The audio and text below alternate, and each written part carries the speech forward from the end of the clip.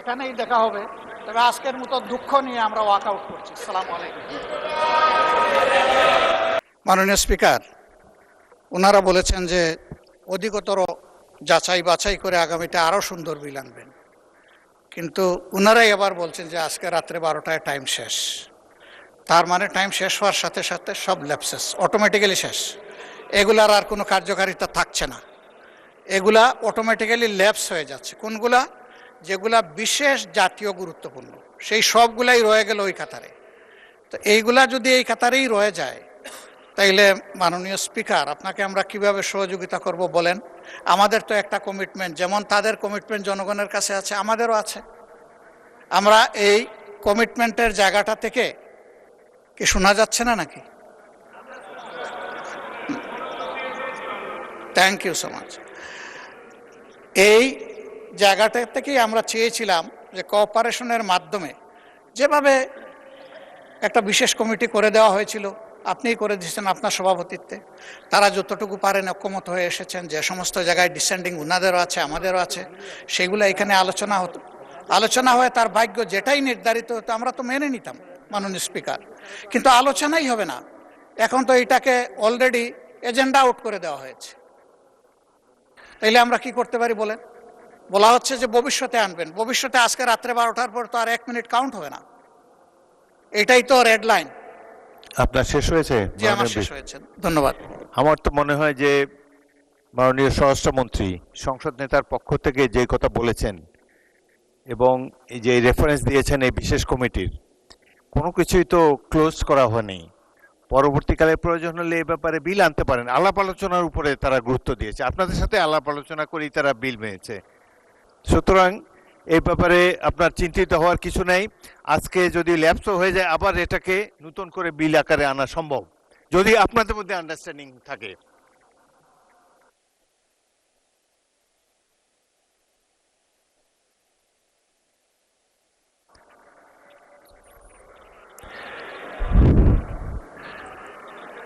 মাননীয় বিরোধী দলের নেতা, আমার তো মনে হয় যে, আচ্ছা মাননীয় চিফ হুইপ বলেন।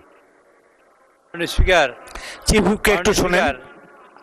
মাননীয় স্পিকার, বিরোধী দলীয় নেতা, মাননীয় স্পিকার, বিরোধী দলীয় নেতা যে কথা বলেছেন আর আপনি যে কথা দেখিয়েছেন বলেছেন যে আর স্পিরিট অফ কোঅপারেশন, অ্যাকচুয়ালি আমাদের মাননীয় আইনমন্ত্রী কথা বলেছেন, মাননীয় স্বরাষ্ট্রমন্ত্রী কথা বলেছেন, এবং আমাদের নেতার সাথেও কথা বলেছি, সংসদ নেতার সাথে।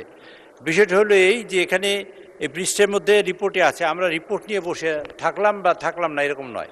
আমরা চাচ্ছি, আমি মাননীয় সদস্য আপনার দৃষ্টি আকর্ষণ করছি, আমরা চাচ্ছি একটা সমঝোতা হোক এবং সমঝোতার ভিত্তিতে হোক। আমাদের তরফ থেকে আগামী সংসদে, আগামী সেশন তো ইনশাল্লাহ বাজেট সেশন হবে, বাজেট সেশনে সবগুলো বিল আসবে ইনশাল্লাহ, সবগুলো বিল আসবে, তখন আপনারা সময় পাবেন এখানে, এবং এই সবগুলো বিলই আগামী বাজেট সেশনে আসবে। সুতরাং সেখানে যেমন আপনারা আলোচনার সুযোগ পাবেন এবং এখানে কন্ট্রিবিউট করার সুযোগ পাবেন। মাননীয় বিরোধী দলের নেতা চিফ হুইপ অ্যাসুরেন্স দিয়েছে প্রত্যেকটা বিল আগামী সেশনে আসবে। I think this should satisfy you. প্রত্যেকটা বিলই আগামী সেশনে আসবে। বিরোধী দলের নেতাকে মাইক দেন, মাইক দেন। আস্থা হারানো অবস্থায় এখানে বসা মিনিংলেস। ও আপনারা you are determined to stage a walk out. এখানে ট্রাস্ট মেইনটেইন করা হয়নি, এটা আমাদের দুঃখ যে আমরা এই দুঃখ নিয়ে এখন ওয়াক আউট। না, আপনারা যদি ওয়াক আউট করার জন্য আগে প্রথমেই সিদ্ধান্ত নিয়ে থাকেন, মোস্ট ওয়েলকাম, নো প্রবলেম। না না, democracy is a rule by majority. এটা মাননীয় স্পিকার, এটা আরো দুঃখ পেলাম, এই কথাটা আরো দুঃখ পেলাম। আপনি আপনার কাছে আমরা প্রথম দিনই আশা করেছিলাম, আপনিও বলেছিলেন যে আপনি জাস্টিস মেনটেন করবেন, জব সফার আপনি অনেক করেছেন, কিন্তু আজকের দিনটা এই সময় এসে আমরা জাস্টিস পেলাম না মাননীয় স্পিকার। মাননীয় বিরোধী দলের নেতা, মাননীয় বিরোধী দলের নেতা চিফ হুইপের অ্যাসুরেন্স যে প্রত্যেকটা বিল আগামী সেশনে আসবে, আপনার মেইন কোয়েরি তো এটাই ছিল। বিশেষ কমিটিতে প্রত্যেকটা বিল আসছে, বিশেষ কমিটিতে অ্যাসুরেন্স, উপদেষ্টা কমিটিতে অ্যাসুরেন্স, সবই তো উলটপালট হয়ে যাচ্ছে একটা অংশ। তাইলে ট্রাস্টের জায়গাটা ওনারা তো রাখলেন না মাননীয় স্পিকার। আমি তো বললাম যে বিরোধী দলের নেতা করার পরে আমরা কিন্তু সহযোগিতা করেই যাচ্ছিলাম, যে ঠিক আছে কনসেনসাস যা হয়েছে আমরা আর কথা বলবো না, আমরা হাতেই বুড় দিয়ে দিয়ে চলবো, আমরা চলেছি। কিন্তু এখন এসে দেখতে পাচ্ছি যে আমাদেরকে আসলে ব্ল্যাক আউট করে দেওয়া হচ্ছে। ওই ব্ল্যাক আউট কেন আমরা হব মাননীয় স্পিকার? মাননীয় বিরোধী আমরা তো দলের নেতা, blackout হতে আপনার চাই না। আপনার প্রধান প্রশ্ন ছিল যে এই বিলগুলা যেগুলা উঠেনি এই হ্যাঁ। অধিবেশনে, জি। সেগুলার ফেট কি হবে? জি। সেটা বিরোধী দল ট্রেজারি বেঞ্চ থেকে এবং বলা মাননীয় হয়েছে স্পিকার, আমি স্মরণ প্রত্যেকটা করিয়ে বিল আনা দিচ্ছি। হবে আগামী অধিবেশনে। মাননীয় স্পিকার, আমি স্মরণ করিয়ে দিচ্ছি, আপনি সেদিন বলেছিলেন রাত 12টা হলেও সেশন কন্টিনিউ করবে এবং সবগুলো আলোচনা হবে। এটা যদি হয় বসবো, শুনবো, 12টা পর্যন্ত আমরা অংশগ্রহণ করব, কোনো অসুবিধা নাই। কিন্তু এখানে বলা হয়েছে 16টা কোনো বিল অসুবিধা এখন নেই। উত্থাপন করা হবে না, এটা তো বিশেষ বিলেরই আমরা তো ওই আস্থা এটা রাখতে সিদ্ধান্ত। পারছি না, ওই আস্থার জায়গা ওনারা নষ্ট করে ফেলেছেন। এই জাদুঘরের একটা জাদুঘরের একটা ক্লজে ওনারা যখন আনবেন তখন ভবিষ্যতে বেঁচে থাকলে আমরা অংশগ্রহণ করব।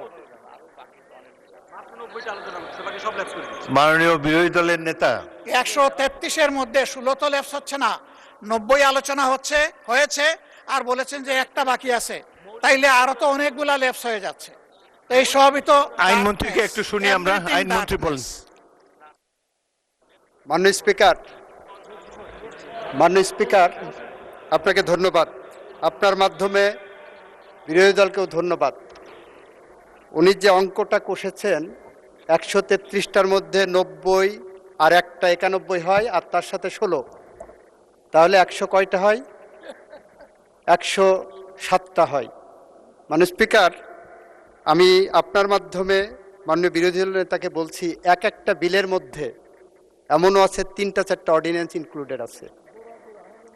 ফলে 133টার যদি হিসাব করা হয়, এই 91টার মধ্যে ওই 16টা বাদ দিয়ে সবগুলো ইনক্লুডেড। মাননীয় স্পিকার, ওই 16টার ব্যাপারে বলছেন জাতীয় গুরুত্বপূর্ণ অনেক অধ্যাদেশ আছে। আমিও মনে করি জাতীয় অনেক গুরুত্বপূর্ণ অধ্যাদেশ আছে। ওনাদের সাথে আমাদের কথার পার্থক্যের জায়গাটা হলো, ওনারা বলছেন এইগুলো নিয়ে আলাপ আলোচনার দরকার, আমরাও বলছি দরকার। ইতিমধ্যেই এই পার্লামেন্টে ওইগুলোর উপর ডিবেট হয়েছে মাননীয় স্পিকার, পরশুদিনই, গতকালকে অথবা পরশুদিন, গতকালকেই মানবাধিকার কমিশনের আইনের উপর ডিবেট হয়েছে, সুপ্রিম কোর্ট সচিবালয় আইনের উপর ডিবেট হয়েছে, সুপ্রিম কোর্টে বিচারক নিয়োগ আইনের উপর ডিবেট হয়েছে। গুম কমিশনের বিষয়ে কি কারণে গুম কমিশন আমরা আরও বেশি বাছাই করব সেটা আমরা বলেছি। সুতরাং ওনারা ডিবেট করার পরে ভুলে গেছেন যে ওনারা ডিবেট করেছেন।